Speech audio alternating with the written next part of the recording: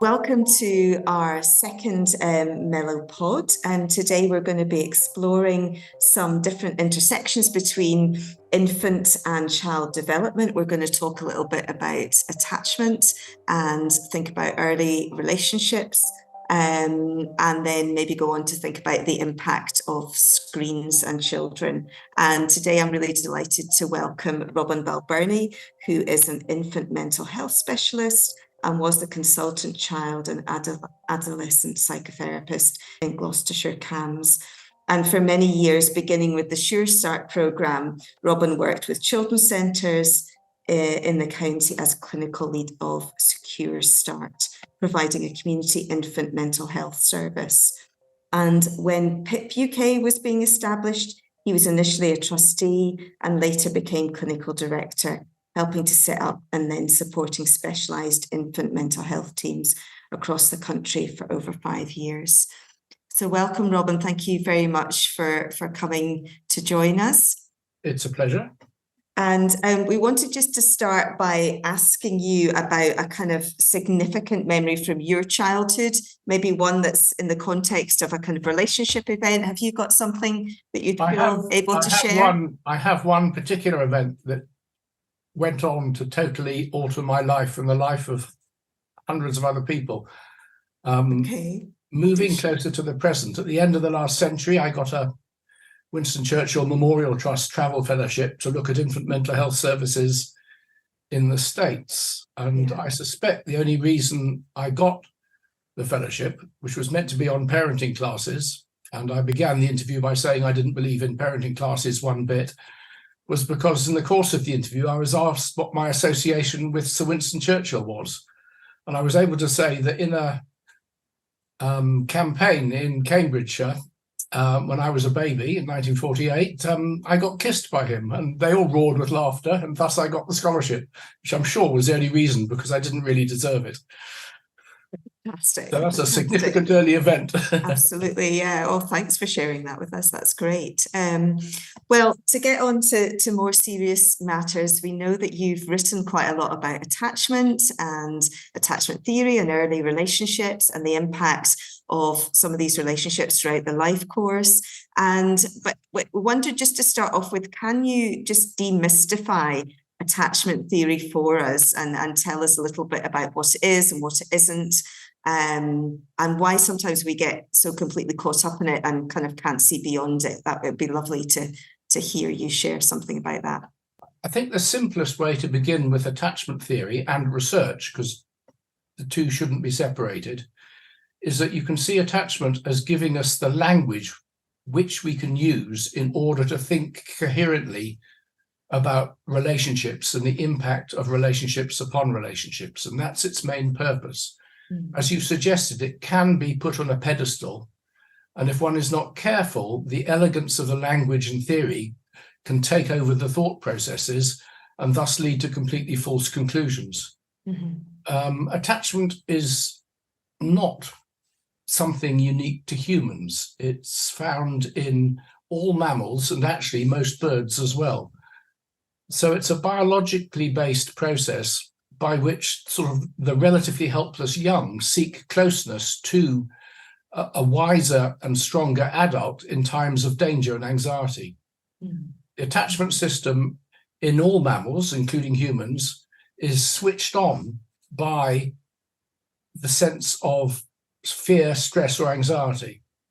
So most behavior that we see in children is not powered by attachment. And frequently people look at children's behavior and say, oh, this gives me an idea of the child's attachment status. And that isn't true. We only see attachment behavior when a child is stressed or anxious. And that's quite important to remember. So it's not unique. In fact, seeing attachment behavior should be relatively unusual. Yeah. What attachment is? Yeah, I was just going to ask you. So you're saying that we will see attachment behaviours more when the child is anxious, when the child is fearful. What kind of behaviours do we actually see? What does it look like when we're looking at it? There are different patterns of behaviour that are associated with different categories of attachment. But these patterns of behaviour are very broad, and one observation alone is not sufficient to really come to a firm conclusion. Attachment can truly only be measured by a laboratory procedure called the strange situation procedure. And this is time-consuming and very difficult to categorize. And people have to be trained by Alan Sroufe from Minnesota to actually get validity in this, though a lot of people do claim that they can use the strange situation to classify attachment. I think a lot of these claims are in fact quite false. But where it is useful is knowing that there are certain patterns and that there are times when we might need to intervene to help the child not fall into one of these particular sort of social and emotional and behavioral grooves. The patterns of behavior, we talk about secure attachment, anxious attachment, which has two different categories, and then very insecure attachment, which is generally called disorganized attachment. Secure attachment is the most common. So most children have, 60% of children have secure attachment. 60 to 70% of children have secure attachment. The insecure attachments are known as ambivalent or resistant or avoidant attachment. And then we talk about disorganized or disoriented attachment, which is the worst case scenario, which is frequently, although not invariably, associated with maltreatment. And another mistake with disorganized attachment is that especially social workers assume that if they see the signs, the behavioral indicators of disorganized attachment, it automatically implies that the child has suffered some form of maltreatment, and that is certainly not true. The signs of disorganized attachment are never a reason to remove a child, although almost invariably they are a very good reason to offer help to a family. The behavior indicators are best looked at when the child rejoins or reunites with a main caregiver after a separation. And again, that is almost counterintuitive. We look for behavior when the child comes together with a caregiver, not when a child separates from a caregiver. So a child, for instance, say an infant that's separated and goes to nursery and screams its head off, that tells us nothing about the attachment. Whether the child is quiet or distressed tells us nothing. It's the child's behavior upon the reunion episode that does give us a clue. So the secure child may show distress, but is rapidly comforted and returns to sort of everyday managing their own behavior. The insecure, anxious, avoidant child tends not to show any great emotional display at all because they've come from a low emotional family, if you like, the traditional English stiff upper lip family, where emotions may be felt, but they're certainly not expressed and never discussed. So that they've learned to clamp down on displays of emotion, although they still feel anxiety, they don't show it. And the other anxious attachment, which is the ambivalent or resistant attachment, they show a very mixed reunion behavior and are often extremely hard to comfort. So they continue to broadcast signs of attachment need well beyond the time when we would expect them to be calmed. And they've come from a family where they've had inconsistent caregiving, where the parents have not always responded to the child's emotional needs and signals in a sort of regular, predictable way. So the child has learned to try and control the attachment reactions by sort of over broadcasting distress. So you can think about those three in terms of emotional regulation. The secure child has more or less internalized decent emotional regulation from the parent. So if we're looking for signs of secure child, these are children, it's best to just think overall, how is this child's sort of affect regulation? Is it more or less okay? The avoidant child has learned to clamp down on signs of emotional display. So we look for something that's missing here. Is this child not showing distress where we would expect it? Are they not approaching a caregiver for comfort? Are they clamping down on themselves? And interesting, the avoidant child tends to be a bit unpopular at school because they can be a bit of a loner in nursery school and primary school. And the ambivalent child can also be a bit unpopular because their self-regulation is very low. So they're always displaying need and not able to control it for themselves. So those are the most common forms of attachment behavior. If we move on to the disorganized attachment, which I must stress again, may coincide with maltreatment.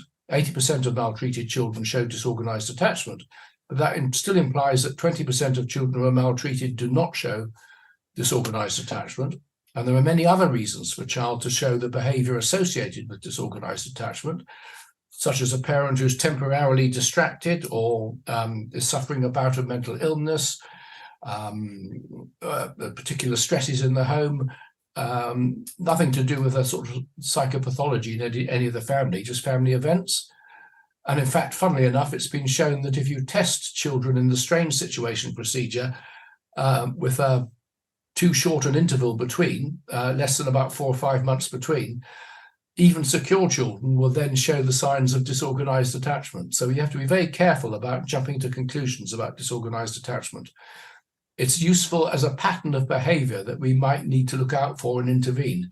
But otherwise, it only tells us that this is a child who at that moment has a great inability to control their displays of emotion. So these children can get very distressed and they can get very aggressive, because what they gradually learn to do is to use their emotional expressions, especially aggression, in order to control the situation, because what they're trying to do is make the next moment predictable. And the way they've learned to do that is to become controlling. Children are always looking for predictability, same as grown-ups. Our brain exists to predict the next future. We have these, what Bowlby called internal working models, which tell us what to expect within relationships and thus enable us to get on with people without having to think out each new situation in advance. Well, the child with disorganized attachment is anticipating fear and possibly rejection. Maternal withdrawal, for instance, is the strongest indicator of disorganized attachment in adolescence. So they're continually trying to control the situation and make the next moment predictable. And they do this by sometimes becoming a sort of miniature caregiver. So they're controlling the parent and taking note of what the parent does in the next moment, or just getting aggressive. A good clinical example would be a child I worked with as a child psychotherapist who definitely had disorganized attachment. I'm not going to give names, so I don't feel I'm breaking confidentiality. And he came from a background of severe domestic violence. And domestic violence invariably leads to disorganized attachment, because witnessing violence is far more harmful to a child than actually being on the receiving end of it, bar brain injury. And in the first session we had, out of the blue, he suddenly shouted at his mother, "Have you taken your pills today? Where are your pills, Mum? You need to take your pills." And just the sort of situation there had led to him really needing to make sure his mother was under his control. He'd become a sort of compulsive miniature caregiver. And those are the sorts of behaviors, although there are many others, that one looks out for as correlates of disorganized attachment. Thank you. That's really helpful. And I wondered if you could say a little bit more. You were starting to talk about emotion regulation and different aggressive behavior, different other styles that come out for children, but just a little bit about kind of, emotions as a product of earlier attachment relationships. Right. And I suppose I was thinking about how future stressors might come out in terms of people's kind of emotional regulation as a result of their kind of early attachment relationships or style, or Well, that moves us into the field of resilience. Basically, secure attachment is one of the biggest, not the only one, but one of the biggest contributing factors towards being resilient, which means that when you meet future stressors, you have a backup of interior resources to enable you to deal with it. I mean, research shows in adults that those adults who get post-traumatic stress disorder tend to have started from a position of quite insecure attachment, whereas the same trauma experienced by people who came from a background of secure attachment tends not to lead to PTSD. Mm-hmm.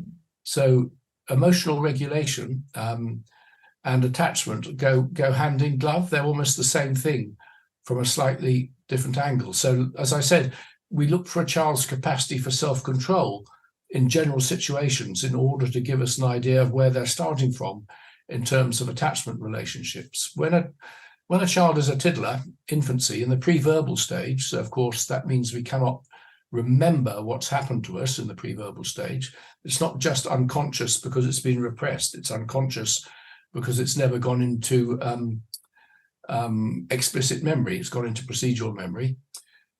The child internalizes from the parent's way of affect regulation. So the secure parent, for instance, is sensitive and appropriately responsive to the child's signals of distress, but not necessarily of distress. It can be of other things. It could be just boredom, and responds in a way to bring the child back to a sort of very broad bracketed level. And parents do that completely automatically. It's what Winnicott called good enough parenting, and for most parents, it's a sort of automatic.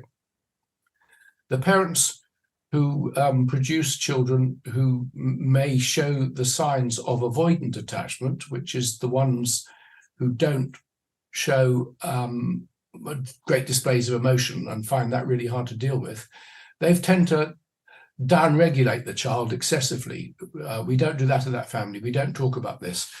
In most families, apart from secure families, emotions tend not to be discussed, but they may well be reacted to. And for a child to learn an emotion, learn to name an emotion, and thus be able to cognitively work with it, because we have to be able to think about our emotions in order to control them, he or she has to have prime caregivers who have the capacity to more or less accurately name what the child is feeling. Mm. It's very easy to say to a child, this is a book, and the child learns book, turn the pages. It's much harder to get it right with a child and say, you're feeling happy, you're feeling sad, you're feeling bored, you're feeling amused, you're feeling browned off with your parents. To name those feelings appropriately needs and accurately needs quite sensitive parenting. But again, most parents do it without considering it. But the avoidant person doesn't do that, and emotions tend not to be named. They have what's called adult dismissing attachment. The child that's developing ambivalent or resistant attachment, two terms for the same behavioral pattern, their parents may have overreacted to emotions. They may have used the child as a comfort object rather than seeing the child as an individual in their own right. They may have responded intermittently rather than consistently. So sometimes the child gets a response and sometimes the child doesn't. There's a whole pattern, and these, as adults, these people tend to be quite entangled in relationships and find it hard to pull clear. The disorganized attachment, really, they just come from a background where the emotional atmosphere within the house is just suffused with dread of what might happen next, and a constant fear of rejection, with the child being put into the irresolvable paradox of fear, which switches on the attachment system, which says get close to your caregiver, but fear at the same time of the caregiver, who is the source of danger. So the child is in an approach avoidance dilemma, which is insoluble. And it's that insoluble dilemma which actually scrambles the mind as well as scrambles behavior patterns. I think I've rather lost track of the original question. No, that's helpful. We were thinking about emotion regulation. We were also talking a little bit about resilience. I wonder if there's other things, you know, in thinking about the children, the families that you've worked with, other resilience factors that you think are important. The main resilience is an interesting concept because there's two branches of research. There's one following children forward, longitudinal studies, mostly done under the attachment aegis, and there's also retrospective studies within adult counselling and psychotherapy, and the two converge on, I'm not really an expert in this, but there are three main points, I think, where children have done much better than one would expect from a superficial examination of their traumatic backgrounds, because children can come from a traumatic background and actually do okay. A traumatic family is not an inevitable sentence of doom, as some people assume. It doesn't scramble the mind neurologically or psychologically as much as some people sort of seem to have got hold of. Some children are inherently more resilient.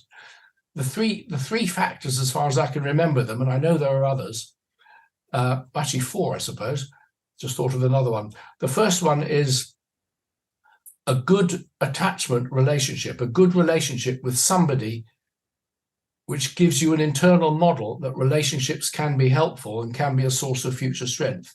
Now that may, if the child can't find it within the immediate family, some children find that good relationship with a nursery nurse, with a kindergarten teacher, with a primary school teacher, with an auntie or an uncle or even a neighbor.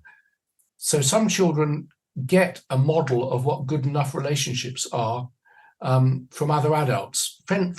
The friends' families are often a good source of it. Going to tea with a friend's family and seeing what normal relationships are. For some children, that gives them an idea that what they have at home isn't normal. The next factor is intelligence, simple intelligence, which is, genetically based. We can do nothing about that.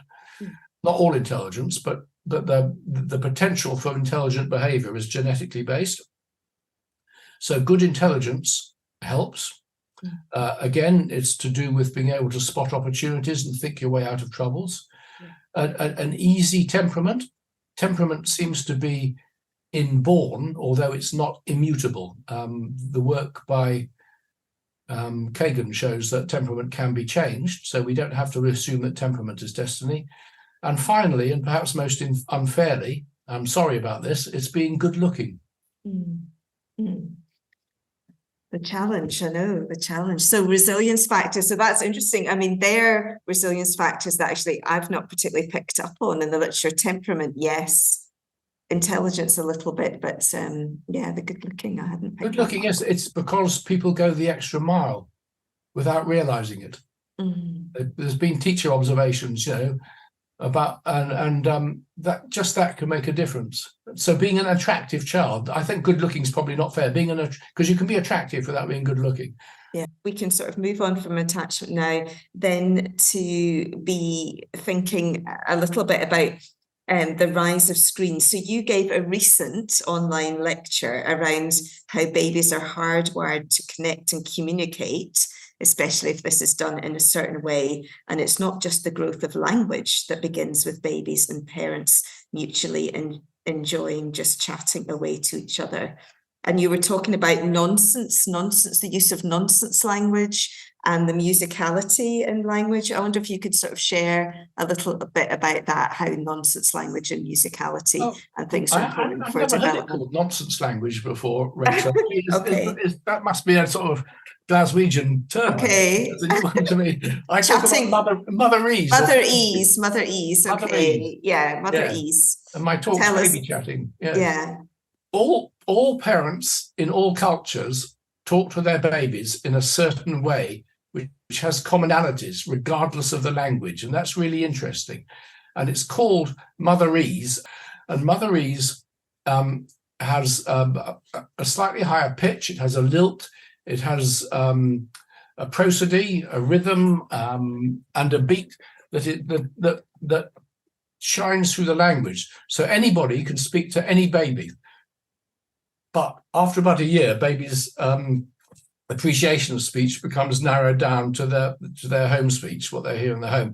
But to begin with, babies will respond to any language. And motherese is the first step in communication. It's the first experience that the pre-verbal baby has of a dialogue, of a mutually influencing dialogue with the dreaded serve and return interactions. And it seems quite clear in many ways that babies can understand the gist of what Steve Mullock calls communicative musicality here. So the tone and the prosody and the speed and the length of the exchange gives the baby an important message on an emotional level, which connects them to the parent. So again, it fits in with attachment. It's part of the give and take and the sensitivity of attachment. And some parents find it very hard to produce motherese.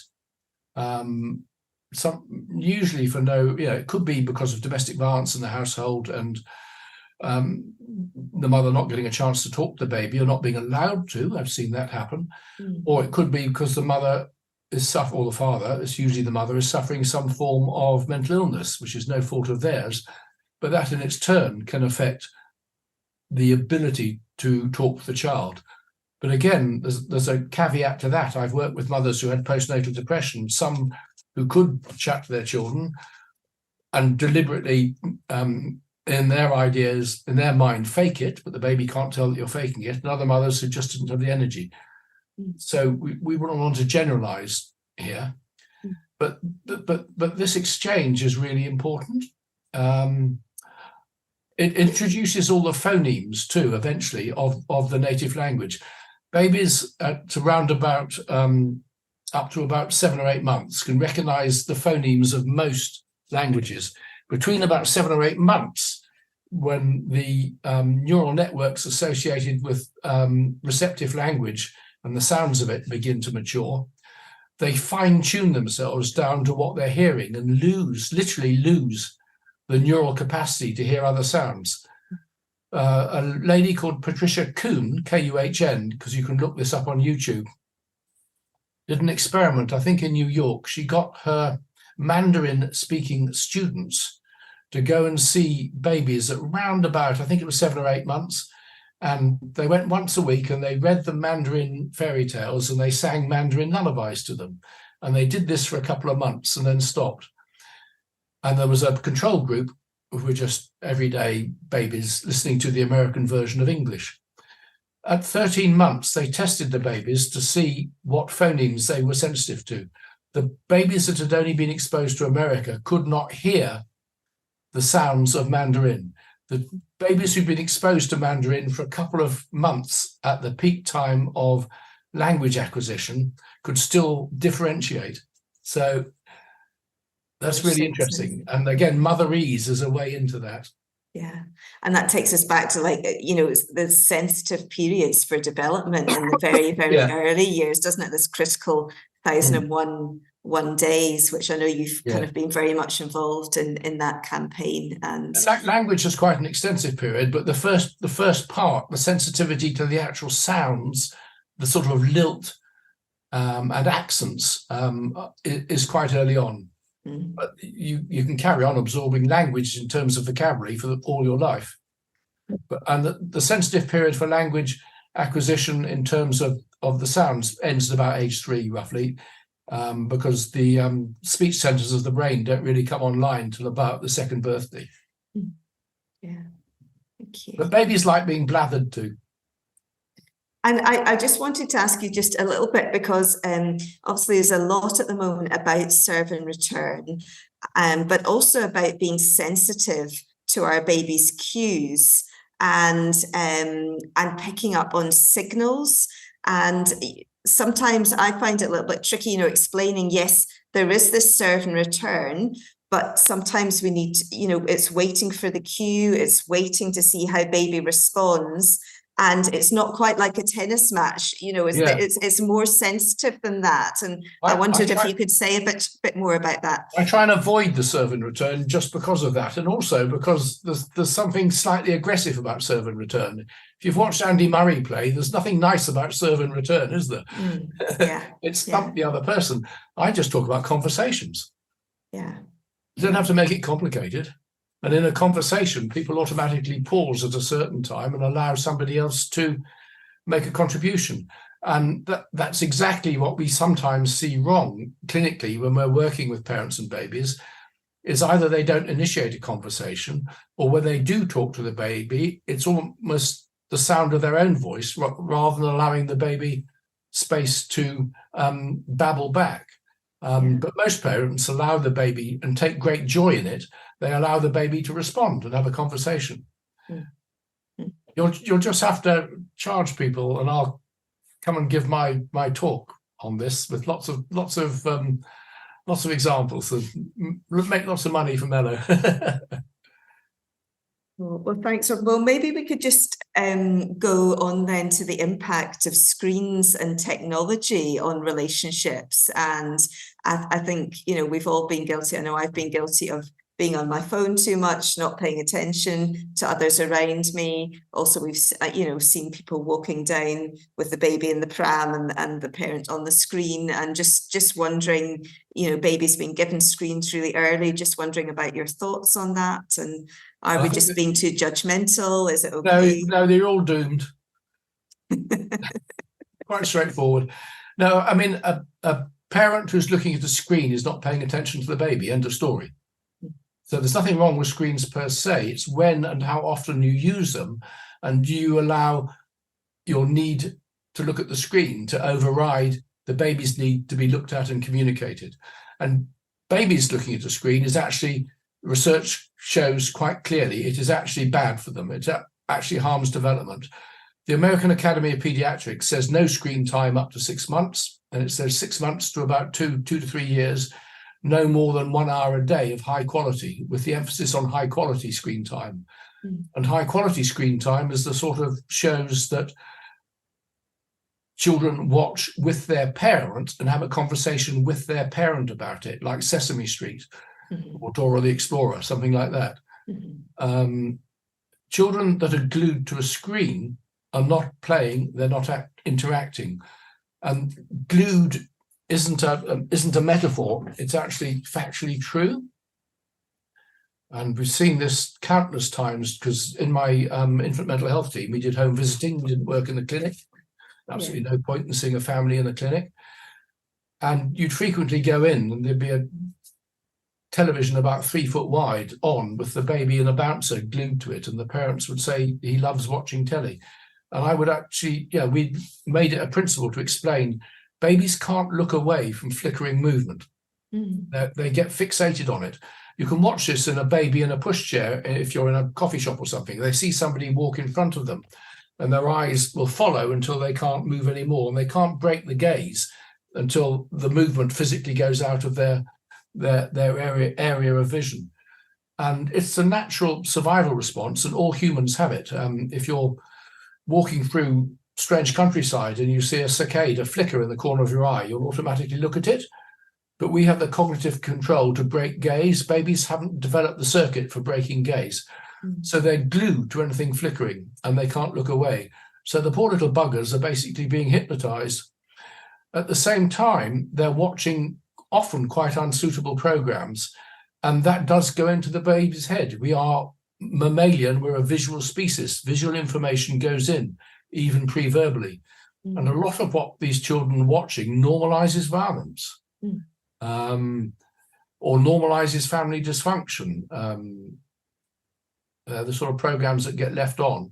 So there's no harm in using a television as an electronic babysitter for short periods of time, but if it's permanent, it is harmful for the child. And there is a wide range of research that shows that children who are exposed to more than the recommended amount of television are vulnerable for, it's not inevitable, but are vulnerable for severe language delay, around about tested age 5, and the risk of autistic spectrum disorder increases significantly.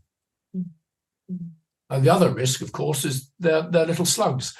If you're watching a screen, you're not doing outdoor activity. Outdoor activity is positively good for a child. Indoor activity is a waste of time. So these children are lacking, because they're glued to a screen, they're not doing something that's positive and normal. And outdoor activity is normal. Looking at a screen is not normal. We can define normal quite easily. It's operating according to design. We were designed to swing about the trees and cling on to our furry mums. We weren't designed to look at screens. Yeah, helpful. Yeah, thank you. Yeah, very, very timely, I think. I suppose I'm thinking really around how can we support parents and children and early relationships, and, very much coming out of UNICEF, coming out of Harvard, other places at the moment, is this idea of an environment of relationships. and children need an environment of relationships to grow up in. And we were talking there about going back to evolutionary times and being part of a tribe, being part of a family grouping. And I wonder if you could maybe just say something a little bit about that the importance of that environment of relationships, which we're starting to, suppose, come on to at the end of that chat. Yeah. You've sort of said it. I mean, we're designed by nature, if you like, so you can say it's normal to operate, to grow up, to find ourselves within a network of relationships. No person can exist in isolation. And it takes a relationship to help somebody who's struggling with a relationship. So we need relationships to stop relationships going wrong. We need relationships in order to offer some sort of repair. It's never total, but to offer some sort of repair to those people who have suffered traumatic relationships in their past. I'm working in the field of early intervention, early relational health, where frequently both trying to prevent something going wrong in an incipient relationship. Simultaneously, we have to somehow address a relationship that did go wrong and thus altered somebody's back to internal working models of relationships in their childhood, so that their implicit method of parenting needs to be made conscious and worked with, and alternatives need to be offered. But if this is not done within the context of a relationship, first of all, it's not going to be safe. And secondly, it's not going to actually change anything. And here you come to the crux of the difference between parenting classes, which are fine for the worried well, and therapeutic groups, which need to be relationship-based in order to have any impact. It takes a relationship to change a relationship, and classes aren't relationships. That's really helpful. I think on that note, we'll finish, and thank you very much for being part of this Mellow Pod.